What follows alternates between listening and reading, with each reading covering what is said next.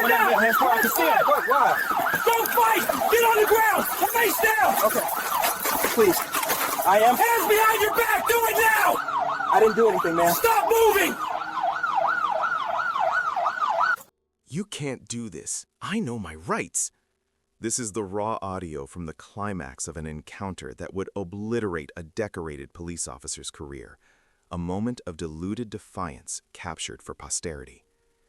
The official case file, designated #78B, meticulously documents how a routine traffic stop on Chicago's iconic Lakeshore Drive became a textbook example of documented karmic justice.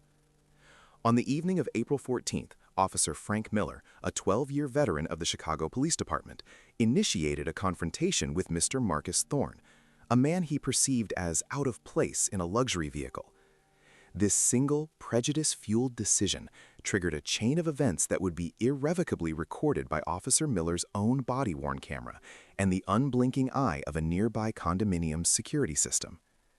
The footage would serve as the primary evidence in an internal affairs investigation that resulted in his termination for cause, stripping him of his badge, his pension, and his $7,500 monthly salary. It would be played again in a federal civil rights lawsuit, where a jury would find him liable for a staggering $100,000 in punitive damages. And it would become the cornerstone of a criminal indictment for abuse of power, filed by the very office his target, Cook County District Attorney Marcus Thorne, represented. What follows is not a story of what might have happened, but a forensic examination of what did, a second-by-second breakdown of a professional and financial self-immolation, all set in motion by one man's inability to see past the color of another man's skin. The evening had begun not with conflict, but with intellectual discourse. Marcus Thorne had just concluded a guest lecture at the University of Chicago Law School, his alma mater. The topic was prosecutorial ethics in the digital age, a subject on which he was a leading authority. He had stood before a packed auditorium of eager, intelligent students, dissecting complex legal precedents with an easy, confident clarity. His suit, a tailored charcoal gray, was the same one he wore in court, a uniform of quiet authority. After the lecture, he spent nearly an hour answering questions, treating each student's query with patient respect, his demeanor a masterclass in the professionalism he preached. The drive home was his decompression ritual. The smooth, quiet power of his 2023 Audi A5 was a comforting contrast to the demanding pace of his day. The city lights of Chicago painted streaks of neon and gold across his windshield as he navigated the familiar curves of Lakeshore Drive. A quiet jazz station played on the stereo, the saxophone's mournful notes a perfect soundtrack to the sprawling, indifferent beauty of the skyline. He was thinking about an upcoming case, a complex racketeering trial, mentally outlining his opening statement. He was a man entirely within his element, a successful, respected professional returning to his home after a productive day. He was precisely where he was supposed to be. Miles away, in a different world, Officer Frank Miller was also in his element. His patrol car was an island of simmering resentment in the river of late-night traffic. 12 years on the force had curdled his initial sense of duty into a cynical, weary prejudice. To him, the city was not a vibrant metropolis, but a collection of territories, and his job was to police their invisible borders. His internal monologue, a constant stream of grievances and suspicions, was his only partner. He had 2 prior complaints of excessive force and 1 for biased policing on his record, all of them dismissed by the department for insufficient evidence. He saw the black Audi A5 glide past, its dark paint gleaming under the streetlights, and his focus narrowed. His mind, a machine honed for confirmation bias, saw not a car, but a violation. The driver's profile, a silhouette of a black man, did not compute with the vehicle's value or the prestigious Gold Coast neighborhood they were passing through. To Officer Miller, this was an anomaly that needed to be corrected, an inconsistency that demanded intervention. There was no traffic violation, no swerving, no speeding, not even a broken taillight. The stop, as he would later be forced to admit under oath, was based on nothing more than a feeling, a gut instinct poisoned by a lifetime of unexamined bigotry. He flipped on the siren and the flashing red and blue lights, the sudden burst of color and sound shattering the calm of the evening. In his rearview mirror, Marcus Thorne saw the lights and felt a familiar, weary pang of resignation. It was a feeling he knew too well, an unwelcome tax on his success. He checked his speedometer, confirmed he was driving perfectly, and signaled his intention to pull over. He brought the Audi to a smooth, controlled stop along the shoulder. He did not search for his documents, knowing that any movement could be misinterpreted. He simply placed his hands on the steering wheel, in plain sight, and waited. He had done this before. He knew the script. But he could not possibly have known that this time, the officer approaching his window was not just bringing a citation, but was about to hand-deliver his own ruin. Frank Miller stepped out of his patrol car, the heavy-duty leather of his belt creaking with each aggressive step. He saw the calm figure in the driver's seat, the expensive suit, the placid expression, and his contempt solidified into certainty. This was not a citizen to be served, but a suspect to be broken. He approached the driver's side window, his shadow falling over Marcus, his knuckles already rapping sharply against the glass, an act that would serve as the first note in the symphony of his own destruction. Marcus Thorne lowered the window with a silent, fluid motion. The interior of the Audi, which had been a sanctuary of soft jazz and leather, was immediately invaded by the harsh chop of traffic and the piercing wail of the siren. The flashing red and blue lights pulsed across his face, but his expression remained a mask of professional neutrality. He looked directly at Officer Frank Miller, his gaze steady, waiting for the officer to speak first. The body-worn camera, designated CPD Archive 78B-01, captured the scene with unflinching clarity, the stark contrast between the two men. Miller's face was a canvas of suspicion, his jaw tight, his eyes narrowed into slits as he peered into the luxurious cabin of the car. He shone his high-powered flashlight across the passenger seat, the back seat, and then directly into Marcus Thorne's eyes, an intimidation tactic meant to disorient and assert dominance. Marcus did not flinch or shield his face. He simply blinked slowly, his composure an unbreachable wall. This silent refusal to be intimidated seemed to stoke the officer's simmering rage. Miller leaned down, his face uncomfortably close to the open window, the smell of stale coffee on his breath. He spoke not with the measured tone of a law enforcement professional, but with the guttural growl of a street corner accuser. "License and registration," he demanded, his voice sharp and clipped. Marcus Thorne inclined his head slightly, a gesture of acknowledgement. "Officer," he said, his voice calm and even, "the documents are in the glove compartment. With your permission, I will retrieve them. My hands will remain in your sight at all times." He narrated his actions before performing them, a technique taught to de-escalate volatile police encounters. But for Officer Miller, every word of compliance was twisted into a new form of suspicion. He saw the careful language not as cooperation, but as the calculated speech of a career criminal who knew the system. He grunted an affirmation, his hand resting pointedly on the grip of his service weapon. Marcus moved with deliberate slowness, retrieving the leather-bound folder containing his documents and passing them through the window. Miller snatched them from his hand. The body cam recorded the minute tremble in the officer's hand, a telltale sign of an adrenaline surge. He scanned the license, his eyes moving from the name, Marcus Thorne, to the man behind the wheel, then back again. The pieces did not fit in his prejudiced worldview. "This car, is it yours?" he asked, the question loaded with insinuation. "We get a lot of stolen high-end vehicles in this area. You fit a certain profile." The accusation was now explicit, a direct line drawn between Marcus's race and criminality. "Yes, officer, the car is registered in my name," Marcus replied, his tone unwavering. "I have the title and bill of sale in the folder as well, if you'd like to see them. I was just returning home from the University of Chicago, where I was a guest speaker." He offered a complete, verifiable context for his presence, a logical explanation that should have ended the encounter immediately. But logic was not a currency Officer Miller dealt in. He saw the explanation as an elaborate lie, a cover story too polished to be true. He ignored the offer to see further proof, instead continuing his interrogation. "Step out of the car," he commanded. "I'm going to need to conduct a search." This was a critical escalation. Under departmental policy and established case law, a vehicle search during a routine traffic stop required probable cause, a reasonable belief that a crime was afoot. Miller had nothing. There was no smell of contraband, no visible weapons, no furtive movements. There was only a black man in an expensive car, an image that his mind had already convicted. Marcus Thorne, a man who had prosecuted hundreds of cases built on the foundation of probable cause, recognized the illegal order for exactly what it was. He kept his hands on the steering wheel. "Officer," he stated, not asked, "on what grounds are you ordering me to exit my vehicle and consenting to a search? I have committed no traffic violation, and you have not articulated any reasonable suspicion of criminal activity." This calm legal challenge was the spark that ignited Miller's fury.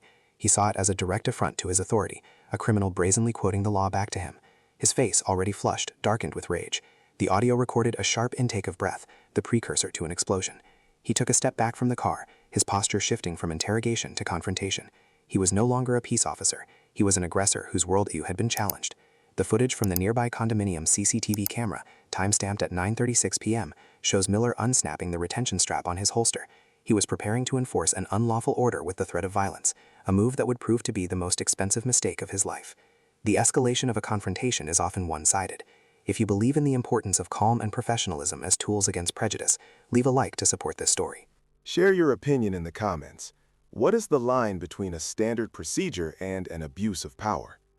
"Get out of the car," Miller repeated, his voice now a low roar that was barely intelligible over the traffic noise. The pretense of procedure was gone, replaced by raw, undisguised aggression. His knuckles were white where he gripped his flashlight. "You think you're smart? You think you can talk your way out of this?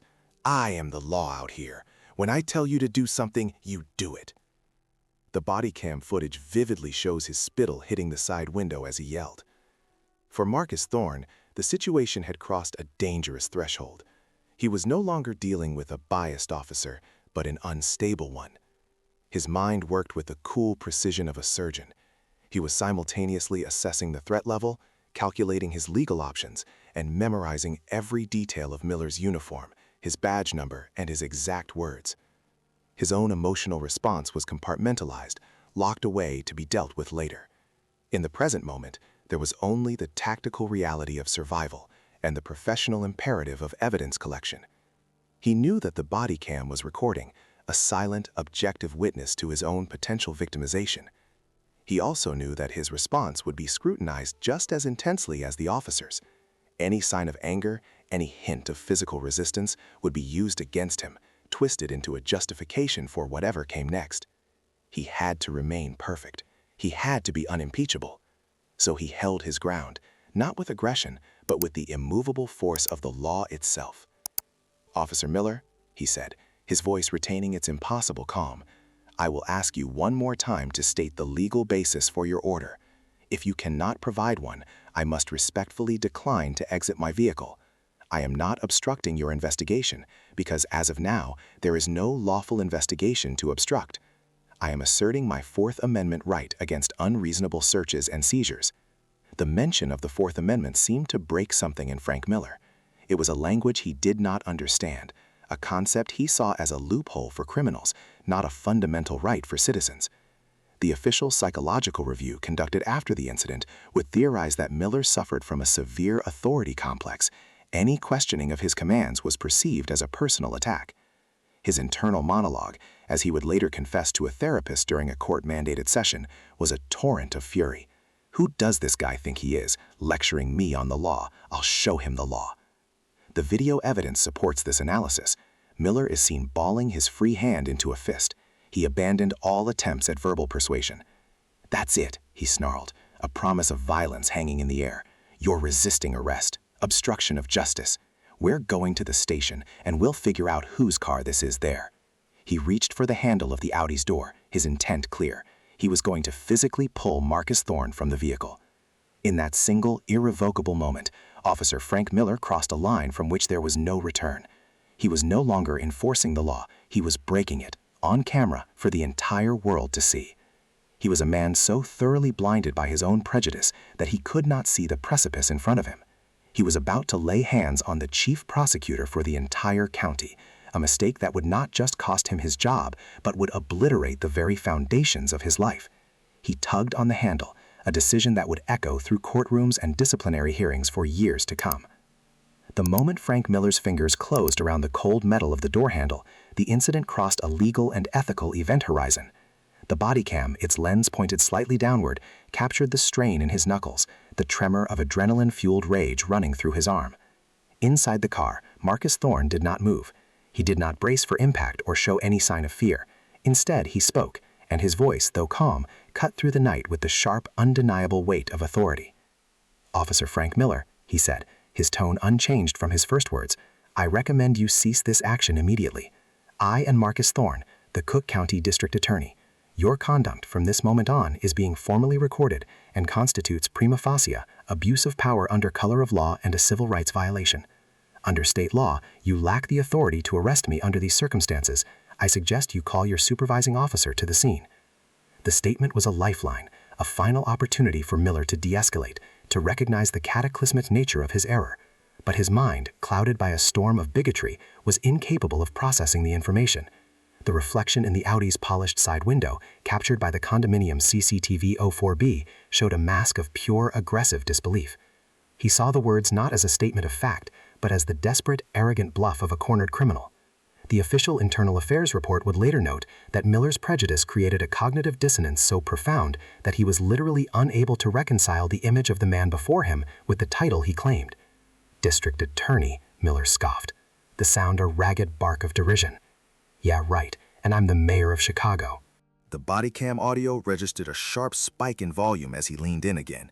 Now you're going to the station for resisting arrest and impersonating a public official. Playtime's over. He had done it. He had doubled down, adding a felony charge to a stop that had no legal basis to begin with. He was manufacturing a crime in real time, a desperate attempt to validate an action born solely of prejudice.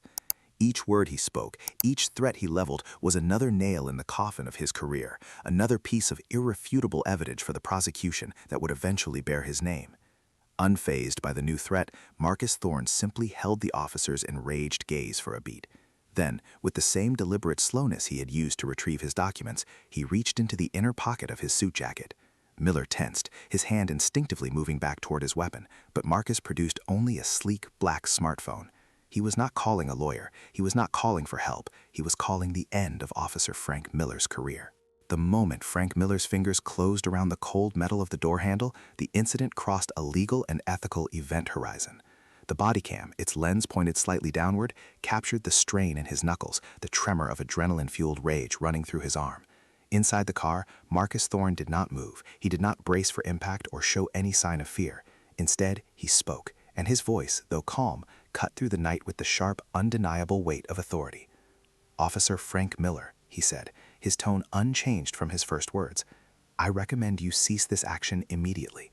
I am Marcus Thorne, the Cook County District Attorney. Your conduct from this moment on is being formally recorded and constitutes, prima facie, abuse of power under color of law and a civil rights violation. Under state law, you lack the authority to arrest me under these circumstances. I suggest you call your supervising officer to the scene." The statement was a lifeline, a final opportunity for Miller to de-escalate, to recognize the catastrophic nature of his error. But his mind, clouded by a storm of bigotry, was incapable of processing the information.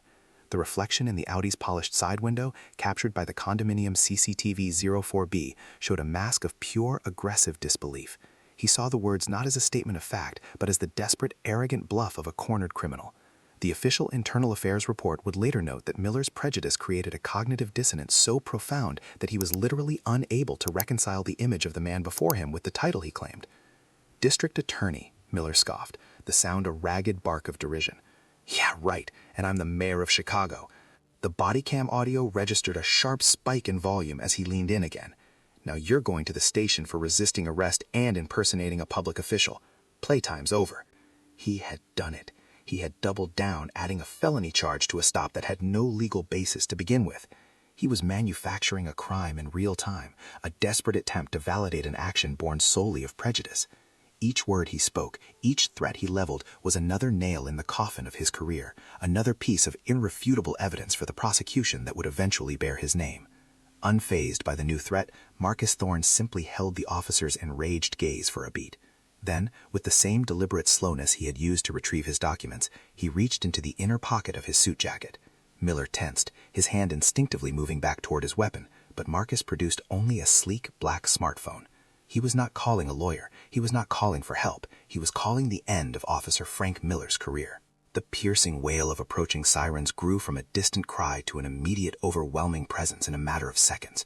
2 additional Chicago Police Department patrol cars, their lights painting the underpass in frantic strobing patterns of red, white, and blue, screeched to a halt, boxing in Officer Miller's vehicle and Marcus Thorne's Audi. The arrival was not the routine backup Miller might have expected. It was a supervisor-led, high-priority response. The footage captured by the dashcam of the lead arriving vehicle, designated CPD Archive 81C01, shows Miller standing frozen beside the Audi's door. His aggressive posture had evaporated into a rigid, uncertain stance. He looked less like an officer in control and more like a man who had just realized he had stepped on a landmine. A veteran lieutenant, a man named Davies with tired eyes and the weary patience of someone who had seen every possible permutation of police error, stepped out of the supervisor's SUV. His movements were economical and purposeful. He completely ignored Officer Miller, his gaze fixed on the driver's side of the Audi, as if Miller were nothing more than a piece of stationary equipment. He approached the window, and his own body cam, CPD Archive S1201, recorded the critical moment of validation. He peered inside, and for a fraction of a second, his professional composure fractured. A flicker of disbelief, followed by immediate, profound recognition, crossed his features. The audio feed from his lapel microphone, far clearer than Miller's, captured the words that sealed the officer's fate. "Mr. Thorne," he said, his voice imbued with an unmistakable tone of deference. "Good evening, sir. Is there a problem here?"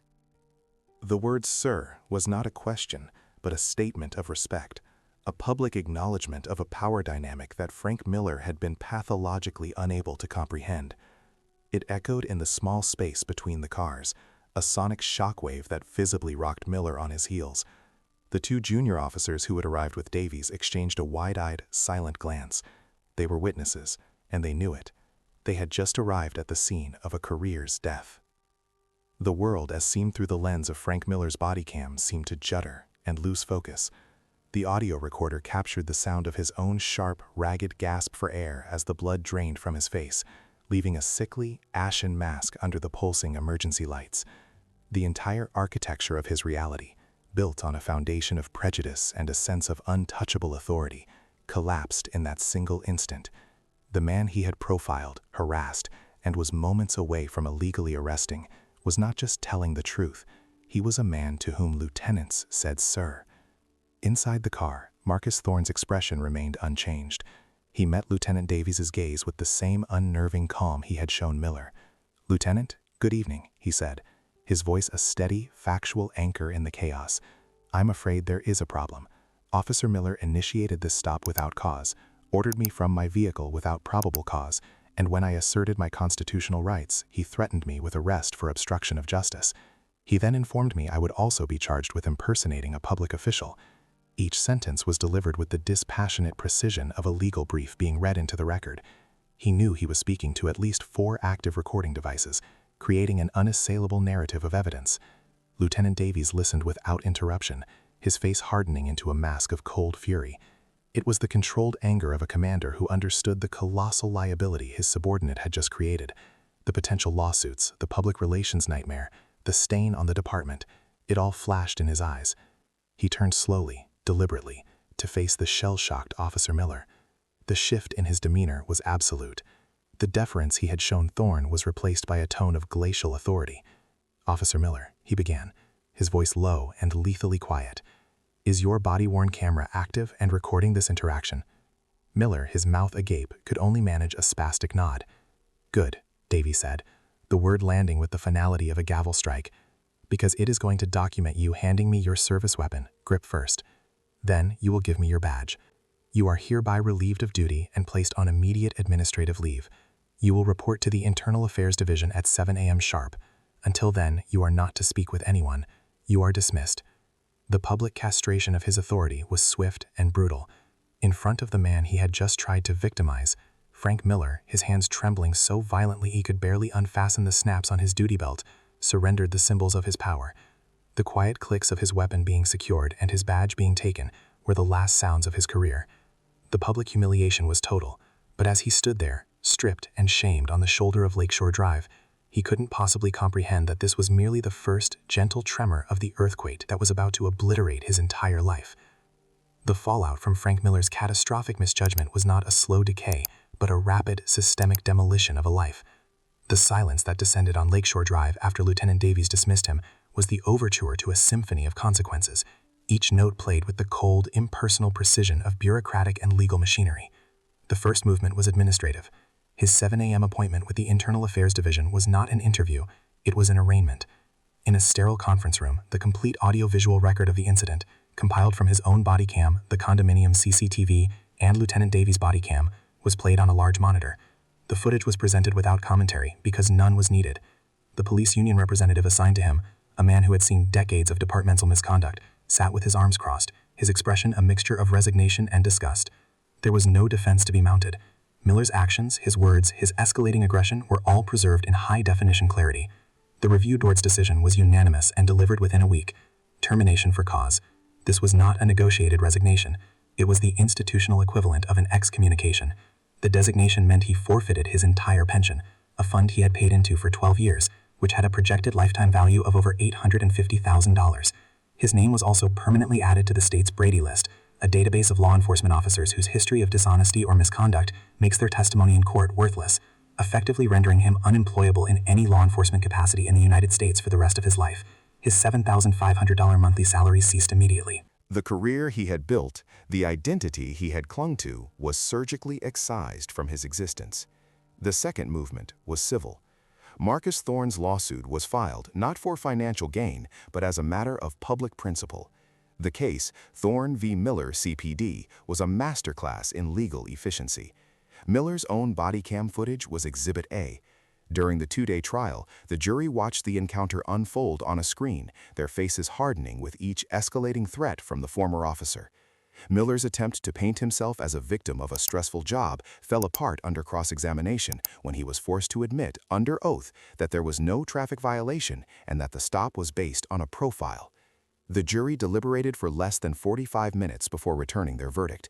They found him liable for the full $100,000 in punitive damages sought by Thorne. The presiding judge, in her final summary, publicly stated that the award was intended to send a clear and unequivocal message that the shield of a badge is not a license for prejudice. To satisfy the judgment, a lien was placed on his house, and his bank accounts were garnished. The financial security he had spent his life accumulating was vaporized to pay for a few minutes of unchecked bigotry. The final, crushing movement was criminal. The irony was Shakespearean in its cruelty. Frank Miller was indicted by a grand jury convened by the office of the man he had attempted to arrest. The charges were official misconduct and a felony violation of civil rights under color of law. Facing a mountain of irrefutable video evidence and the full prosecutorial weight of the Cook County District Attorney's Office, Miller's attorney advised him to accept a plea bargain. He pleaded guilty to the felony charge in exchange for the state dropping the lesser charge. The conviction meant he lost his right to vote and his right to own a firearm. He was sentenced to 18 months in a state correctional facility. His new life was a 6-by-9-foot cell, a world where his former profession made him a target. The social consequences were just as absolute. His wife filed for divorce 6 weeks after his indictment, citing the public humiliation and complete financial ruin in her petition. His friends on the force stopped returning his calls, his name now synonymous with the kind of disgrace that tainted everyone associated with it. After serving 12 months of his sentence, he was released on parole into a world that had no place for him. He found work as an overnight stalker at a discount grocery store, a physically demanding minimum-wage job where he was anonymous, invisible, and stripped of all authority. Meanwhile, District Attorney Marcus Thorne's career continued its ascent. The incident, far from being a trauma, became a quiet footnote to his reputation, a testament to his unshakable integrity and composure under pressure. He continued to prosecute complex cases, to guest lecture at law schools, and to serve the public with the same quiet competence he had displayed on that fateful night. His life was unchanged because his actions had been unimpeachable. Justice, in this documented case, was not a matter of fate but of causality, an effect directly proportional to its cause. Did Frank Miller, stocking shelves in the dead of night, finally understand that prejudice carries a price tag, one that had cost him absolutely everything? This case is a stark reminder of how recorded evidence can ensure accountability. If you've witnessed or experienced a similar situation where justice was served because of undeniable proof, please share your story in the comments below. Spreading these accounts helps reinforce the power of truth.